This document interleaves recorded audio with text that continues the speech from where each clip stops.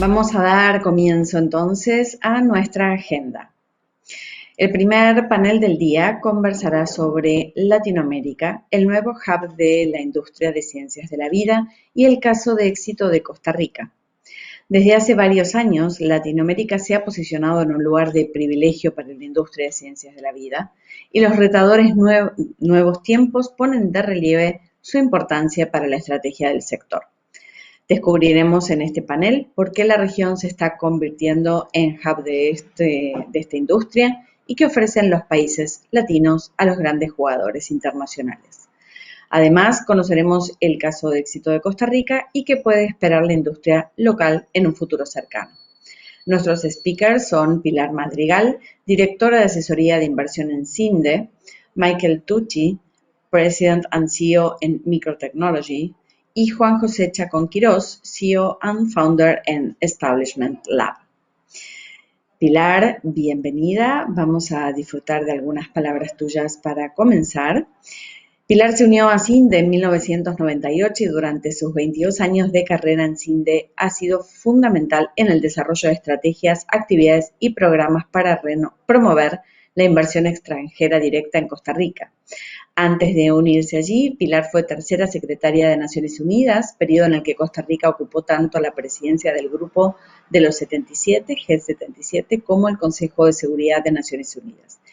Pilar estudió marketing en la Universidad Internacional de las Américas. A Juan José y Michael. Entiendo, Juan José, que tenías, si estás ahí conectado, tenías también algo para compartir para iniciar el panel. Sí, buenos días a todos los que nos están escuchando. Quizás mucha gente no conoce de nuestra empresa y de nuestra historia, entonces queríamos compartirles un pequeño video sobre las particularidades de nuestro propósito y de nuestra razón de ser como empresa en las ciencias de la vida.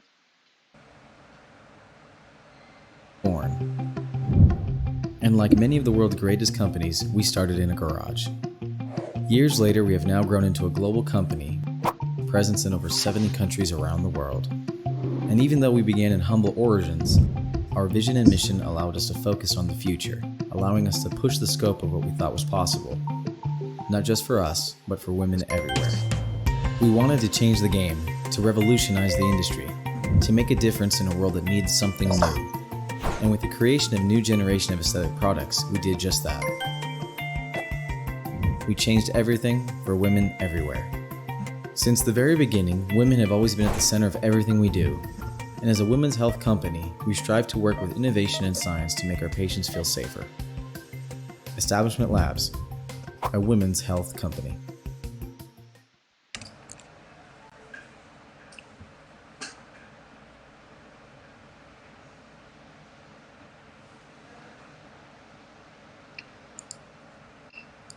Entonces, quizás, no sé si quieren que me refiera un poco a lo que hacemos, pero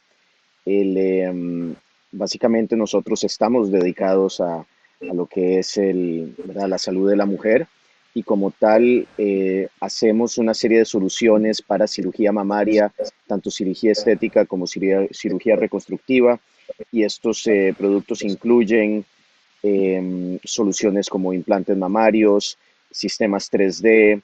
Hacemos también sistemas de reutilización de grasa para hacer tejido autólogo como parte de estos procedimientos y seguimos innovando. Acabamos de sacar a mercado nuevos tipos de productos para reconstrucción mamaria que van a poder cambiar los protocolos y traer mayor seguridad a mujeres en este tipo de procedimientos.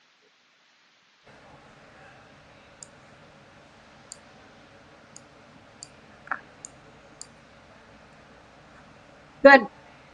Buenos días, ¿me escuchan? Sí. Gotcha. Okay. Well, I apologize. We're having a little bit here of connection issues, and I'm going to turn a little bit to English because to the sake of Michael, Juan Jose and Michael, always a pleasure to have you here And thank you for having my back, just in case we have any more issues here in the connection. If we can start showcasing some of the information that I wanted to project here. And so what we're trying to do today, Costa Rica really has become a hub for life-centered solutions. So if you want to move to the next one, what's happening today is that companies are, in fact, facing kind of a new challenge. Companies need to work in a collaborative to really maximize personalization in all aspects of healthcare. So they have to integrate all their data sources. They have to develop more, I would say, client-centric solutions. They also have to seek for greater efficiency. And in that sense, at the end of the day, they will maximize personalization. So if you want to move into the next slide. So this is where we come. And this is where we say, so companies, are you thinking about doing this integration transition at all costs? Or do you really want to do it in the best way? So we truly believe that we can go hand in hand to help them to achieve a comprehensive, sustainable solution for the growth. Everybody wants to grow smarter. Everybody wants to grow better. So what about growing together with us moving forward? Nicola? So today, what we wanted to talk to you about for everybody that here is joining us is that we are going to focus in Costa Rica, particularly under 3 P's: people, planet, and prosperity. And it's really a concentration of an environment that will immediately help Costa Rica become the life center hub of the Americas, which we already are very much in the midst of becoming. So Nico, if you want to move on. So why do we say this? Because as part of what Carlos was saying at the very beginning, what do? We export health.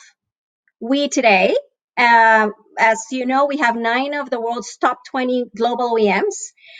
They join 70 other companies that have operations in the country. We export almost, $3.7 billion in 2019 in MedTech. And we are projecting that to grow. We really do believe by the 2021, we will be projecting $5 billion in MedTech. So if you want to move forward,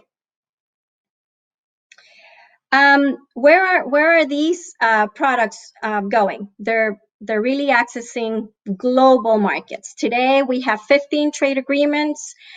We access 2.8 billion people through any preferential treatment. That's 75% of the world GDP. So we have, for putting context, 29 of the Fortune 100 medical devices in Costa Rica. Other than those, in general, we have attracted more than 300 multinationals that do have operations, and they're currently expanding a lot of them. And that has turned into not only a hub for manufacturing, but really a growing ecosystem for startups. I think, quite frankly, our vision of the world is clearly to continue doing this in a much more sustainable and promoting impact FDI. So Nico, if you want to move to the next one. We today produce products in 14 different subsectors of the life sciences industry. And here you can see all of them. They employ over 60,000 people in the industry. And we continue to help them through this process of reimagination and reengineering, clearly to granted all the new environment that's being developed because of the current pandemic. So if you want to move on, we have become the technological epicenter for medtech and manufacturing. We export, we were the first, precision and medical equipment was the first export since 2018. We are the second largest exporter of medical devices in Latin America. We mentioned about the presence of world-renowned companies. We are the first one in human capital. The exports have been growing. They grew 12.3% from 2018 to 2019. We are the first in digital skills among population in Latin America. Our output of STEM graduates is absolutely astounding. It's 156 STEM graduates per 100,000 people compared to the US, which is 172 per 100,000 people. So you can see there what's been our focus into developing a STEM pool of workforce. We have 16, and we're going to talk about this a little later, 16 of the top global tech leaders also that have chosen Costa Rica as their site to support globally. And as I mentioned there, a numerous amount of Fortune 100 and 500 companies in the country. So Nico, if you want to move forward. So remember we talked about those three P's at the very beginning. Let's start with prosperity. So we define and we believe Costa Rica can definitely be that partner for that complete and I would say enterprise-wide transformation, as it says there, right? It's not only a piece of the business, but that is that entire transformation. And why? One, because there is an already established collaborative ecosystem in the country. We have IT, as I mentioned, we have biotech, we have smart manufacturing, and clearly life sciences. And they all meet within a small amount of kilometers and a very small area in the world. We also have a dynamic environment for R&D. And most interestingly is, and you'll see, I mentioned about the IT here, we are already embedded in the digital revolution. We are seeing companies already doing AI, analytics, automation, software. And so we can definitely help the companies embrace this transformation and achieve prosperity in Costa Rica. So Nico, if you want to move forward. This is the convergence. There are megatrends taking place already. I mentioned there's already 3D printing. I think we heard from some of the companies before me. There's IoT. There's robotic process automation in the digital tech.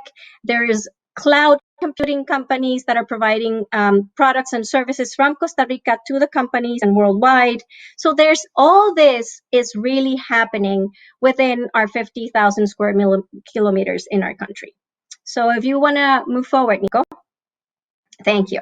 So now let's talk about the next P. It's people. And if there's a constant, I believe, is that every company that has come to Costa Rica and continues to grow, they do talk about the people and the quality of the people.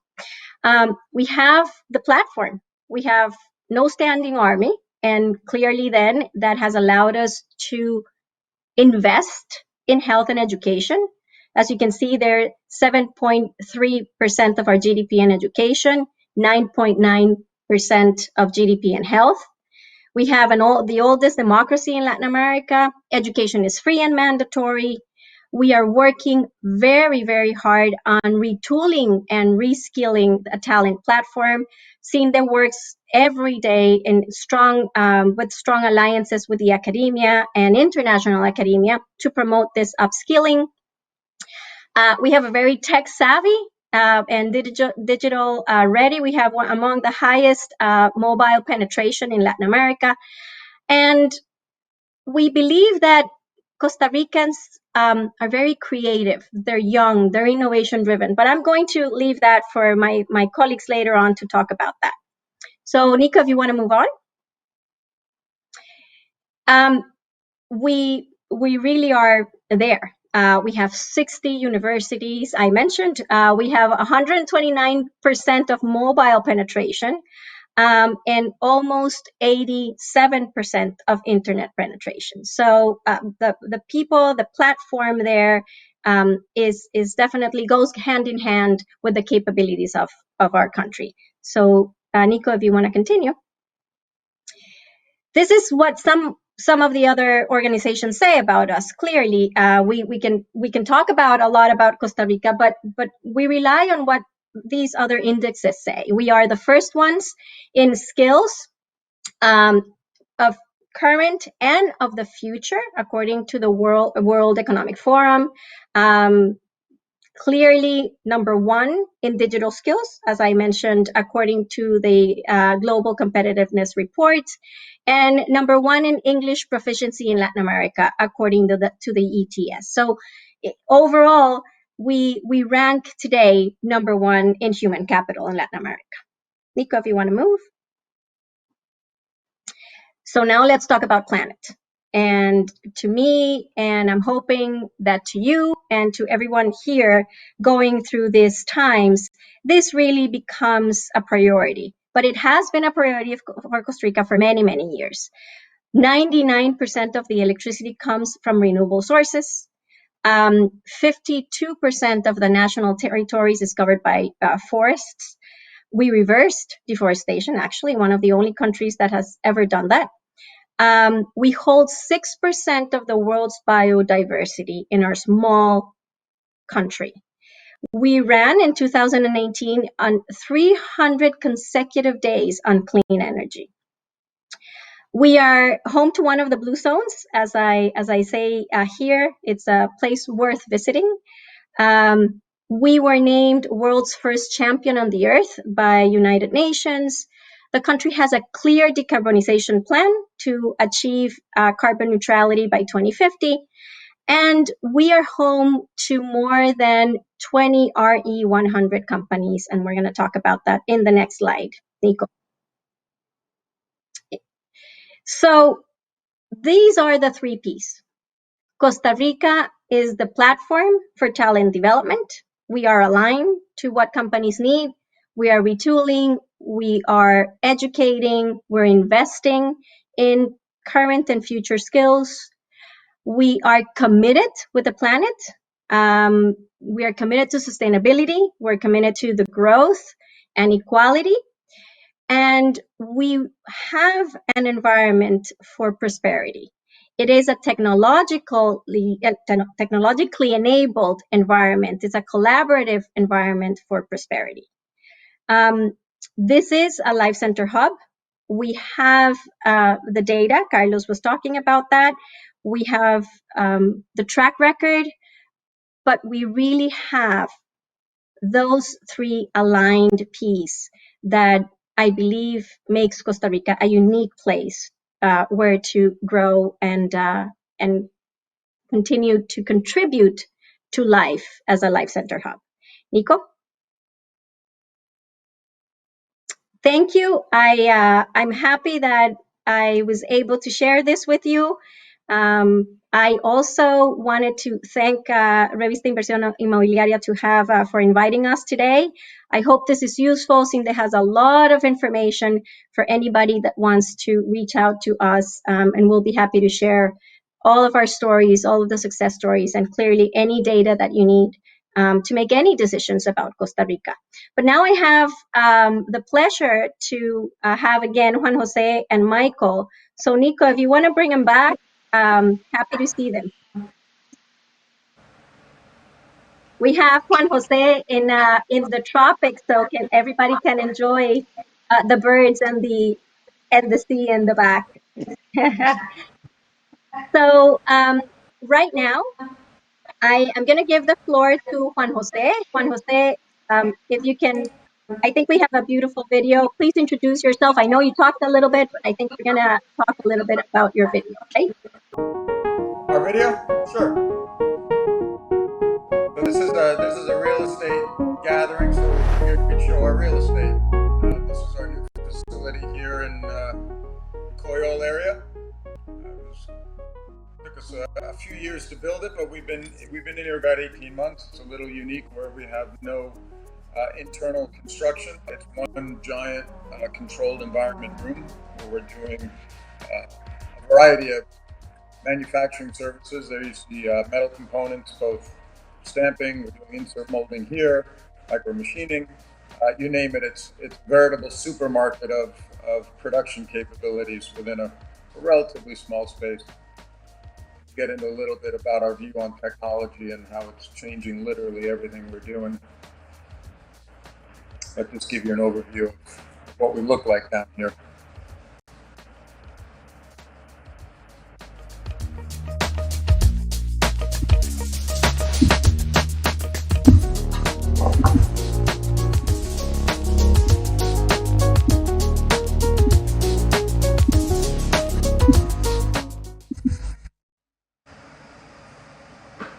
Great. Claudia, you want me to continue? Yes, please. Talk a All little right. bit about you, the company, your trajectory. Sure. So we are celebrating our 20th year down here in Costa Rica. I can't believe it. I was a young man when I got here. But as you saw in our video, Micro is a precision manufacturer that also does a lot of design work for med device as well as automotive and other critical industries such as aerospace, things like that. Things that need to keep you alive are generally what we excel at. We work exclusively with industry leaders across those markets to provide them a reliable niche partner for manufacturing. Med device for us is one of our newer ones. We've only been in it about 15 years, as opposed to 30 or 40 in some of those other industries. But we've learned a lot in how we can help bring this industry forward. We really focus on three attributes that we think can be of the most benefit to the industry. Pillard's nice slide there with all of the wonderful new technologies that are coming out, particularly that one in the middle called AI. They all sound great, but actually being able to put them into what we do today is really where we're spending almost all of our free bandwidth. So we're on a mission to make most everything you see in today's med device supply chain obsolete. We're starting with the idea of putting the uniform companies out of business with all those rows of beautiful white coats you see in most manufacturing companies through a very aggressive plan towards robotics, that we have our own standardized modular, what will soon to be robotics as a service platform that we're launching our first one right now that's taking, I think, 28 of those lab coats and turning them into two with a whole bunch of robots that are also doing machine learning. That's probably the one part of AI that we see short term, next 12 months, deployable out on the factory floor. Up in the office and in the design teams, AI is taking a more aggressive approach where we're seeing design optimization for product, particularly when you talk about additive manufacturing and the ability to use what's called generative design to completely stand what we know about structural designs, mechanical designs on their head, and make most of what we're and in the larger ecosystem, we're also looking at how do we make all of these transactional jobs obsolete from the office side, right? So a lot of people spend a lot of time trying to understand and in some cases guess a little bit of what they need, where, and when as far as supply chain. So we're right now about halfway through a transformative process where we will just let our computers do the work for our clients so they can get on to doing the more strategic, beneficial things that they need to do. So that's a lot about transformation. And again, that is mostly being driven by our young engineering team here in Costa Rica. The next pillar we focus on is peace of mind, right? It's great to come up with all these amazing ideas, but You need to be able to be extraordinarily reliable, extraordinarily consistent, and have quality that is, in most of our clients' eyes, literally perfect. So obviously the AI and the robotics play a really big part there as well, but also a choice of place. Right? So as we decided to invest in this nice big factory here in Costa Rica, um, I remember back when Pilar and I talked 20 years ago, it was honestly about cost. We needed to get out of the US. But the last go around was really much more about stability. And I think that's where we're seeing Costa Rica really come into its own on the global stage now, as the US China friction has caused a lot of OEMs to realize exactly how many eggs are in that basket.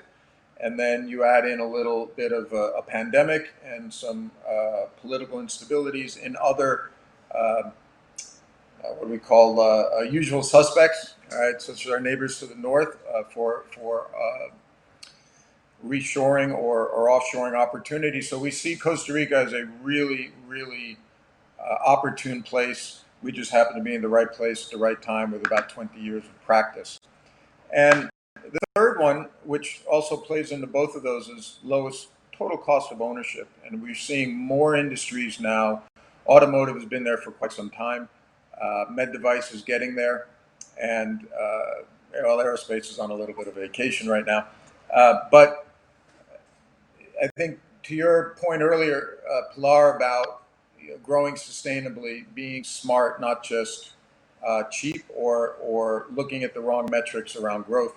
So we see Costa Rica, we see our facility here, we see our people here tied to the right technologies, equating to how we measure lowest total cost of ownership, which means when we launch something, we do it right the first time. There's no 3 or 4 loops. When we transfer a program, which is what we're seeing actually a lot of right now, there's a lot that gets lost in translation, and we're able to leverage both technology and smart people to make sure that gets done once and done right. And at the end of it, you have a very safe and stable system, a geographic system that we participate in here in Costa Rica, where we can predict inflation. We can, well, COVID notwithstanding, predict on inflation, and other things that make this a very good place for us to play the long game, which is really what we focus on. So we're looking forward to the next 20 years down here. I'm not sure what the factory is going to look like then, but it's going to be a very interesting ride. Great. Well, thank you. Thank you, Michael. And thank you for showcasing how old we are and today. So that is true. Actually, that is true. I remember clearly walking into your facility here in Long Island 20 years ago. Um, and it struck me, and I want to talk to you a little bit about what I saw there, and how impressed I was. I have to say, your dad, he is a legend. I think he is. He had a very well established business. He was very proud of what he had achieved, and yet he had this young boy who had a vision and he was a game changer. He was somebody that had an idea that things needed to move forward. And this was 20 years ago. And so we sat down. There was a lot of back and forth, convincing. We seen that we did our job. You did our job with your dad and with the rest of your vision. And then you are here 20 years ago, and your dad's still there 20 years later. What has been the constant? What has been that? What do you tell him today about Costa Rica, about where you are, where you want to be? That has been the constant through those years. Sure. Well, I can start by saying what's changed, right? So initially it was insert labor rate here, right? Back when we were making those discussions, and all those check the box prerequisites for where to offshore something as a U.S. company in the mid to late 90s. And as I mentioned, the next reinvestment, the big up, I think we expanded about 8 times here over 20 years, but this obviously was our largest one. Cost was no longer really a factor. It's not the cheapest place to manufacture anymore, but stability became much more important. And I think really, if I look back and I look forward, that's the one thread that I think that we have here that we can't find literally anywhere in the world, right? You can't find it in the EU today. You can't find it in the US. You definitely can't find it in most of Asia. So when I say we play the long game, it's true, right? When we do investments, we look at 3 to 4 years. When we train people, we look even longer. What's their 5-year growth plan with us for development? I think the content is changing dramatically, right? So as we just talked recently, it really is about finding imaginative people, finding creative people with good education that no longer are worried about limits, and that's to me the biggest exciting part of what comes next in our journey here in Costa Rica. But we know that underlying that is consistency, is stability, is confidence that all the crazy stuff we come up with is still routed in some engineering discipline and sound concepts, and we have a solid footing here from which to launch things around the world. So I think that really has been the one thing I haven't seen change, which in today's world is becoming a rare commodity. Well, thank you, Michael. Thank you. I am looking forward also to seeing that next 20 years of transformation. And with you up there, I have to say that I'm excited about what you have in your vision next, and looking forward to continue working with you. So, Michael, thank you. Juan Jose, are you with us still? There you go. Thank you. Hi. So Juan Jose, with you is another amazing story, right? I think everybody saw your video, and this is a kind of a different situation. This is you, a Costa Rican, an embedded Costa Rican, with an incredible mind, with an idea that starts in a garage with a couple of people, and start thinking about a product, and move forward. And here we are. I remember on that NASDAQ building in New York, the energy of your IPO, the day of your IPO, the team, that all of a sudden, that realization that everything that you dreaming about when you put that first computer in your garage was there. All of it was there. You were the first Latin American in NASDAQ company, because of your vision and because of your team's help through all these years. But next to you were those investors, the people that actually helped you finance all this growth, and how they were trusting you and your team and your mind and your vision. But somehow they were also trusting Costa Rica, right? Because they needed, I believe they were trusting Costa Rica. Tell me about let's look at Costa Rica from that point of view, from the point of view of where they find these companies. How do they trust them? Why did they trust you and Costa Rica? And why all of a sudden you were there in this amazing floor and launching the future of Establishment Lab? Yeah, that was an amazing day. I have to tell you, it's almost incredible even when I think about it now. But I think that when we founded the company and when we began working within the company with purpose, and I think that's probably the most important thing, is that investors look for companies that, of course, are going to create value for them. But within that, purpose is so important. And, a lot of the times you hear that investors don't care about these things. They care about them very much. And in our case, we had a vision that we could transform an industry that had been plagued by a lot of legacy problems.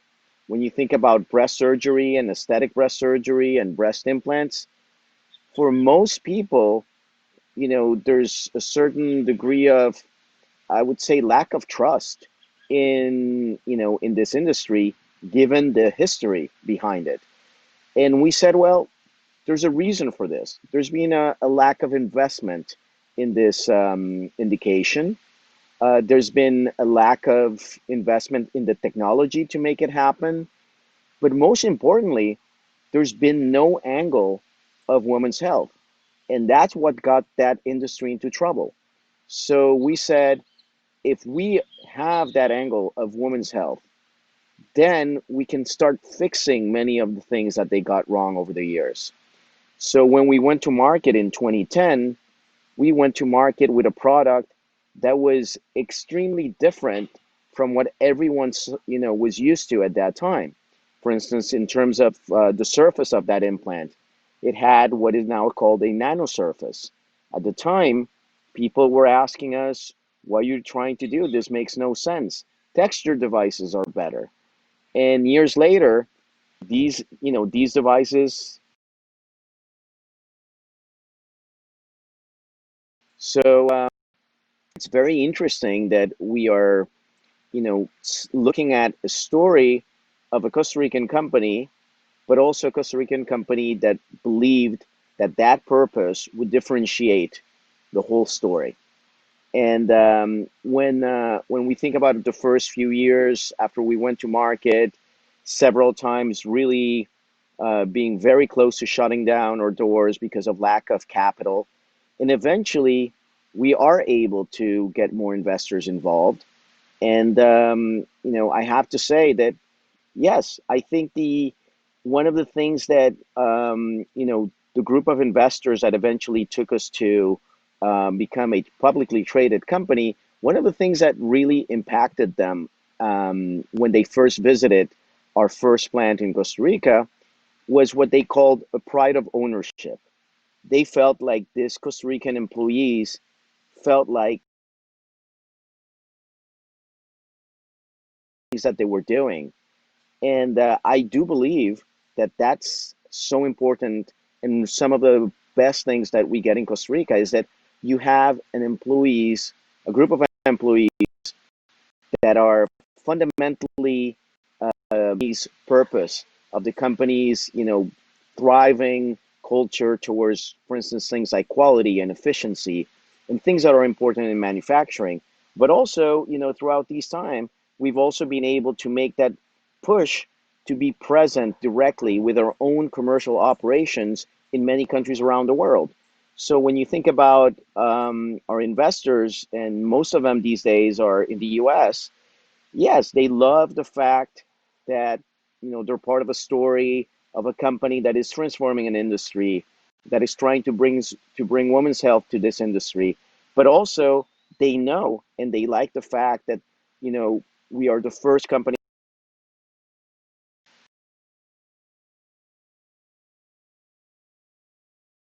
The great things that you showed earlier today. We are very proud to be based in Costa Rica, and we hope that, with our next facility, we show that commitment to the country. So, of course, I do believe investors about these stories, and even today that you're also getting investors who are, more careful about investing in companies that care about the environment, that care about social issues, that care about governance. I think that that is going to be important as we go forward. Perfect. Hi, Juan Jose. It's always so enlightening to hear your words, your experience. Over and over and over again, we talk about your success story, and I really I'm very happy that you have joined us today. These are so for the audience. These are two different stories, right? We have Michael Tucci, Microtechnologies, they're a private company. And then we have Establishment Lab, Juan Jose, a publicly traded company today. They are two success stories. And as you can see from what they're talking, they are committed and they have been committed to that proposition that we make to companies. It's about people, about the pride of ownership, as Juan Jose said. It is about prosperity, how really companies are looking for a purpose. And it's about planet, right? It's about being in tune with what we need in the healthcare industry and how really they represent that through their manufacturing and through their products around the world. So, Nico, if you want to bring Michael back into the scene, I would love to finish up with them, thanking them again for being with us, thanking for sharing story. It is again, I believe that we all together, seeing that with you and with the rest of the companies that are part of that ecosystem, we're ready to continue growing, and we're ready to continue making you, hopefully helping you, making you more successful. And of course, for any other that is out there that wants to talk to any of these gentlemen, please just let us know. We'll be happy to help. So with that, Juan Jose, Michael, thanks so much. Deborah, back to you, and I hope you have a wonderful rest of the day. Thank you. Muchísimas gracias, Pilar, por tu intervención. Ha sido un placer escucharte. Tenemos algunas preguntas que hemos recibido de los asistentes. Te las vamos a compartir en todo caso por privado para tu conocimiento. Muchas gracias por tu tiempo. Bien. Antes. Un día me voy a quedar oyendo el evento porque tienen unos rockstars aquí de panelistas. Así que aquí voy a estar al pendiente y muchas gracias a ustedes en verdad. Muy bien, te esperamos entonces. Antes de continuar con nuestro próximo panel, le agradecemos su participación a nuestro sponsor, Coyol Frison.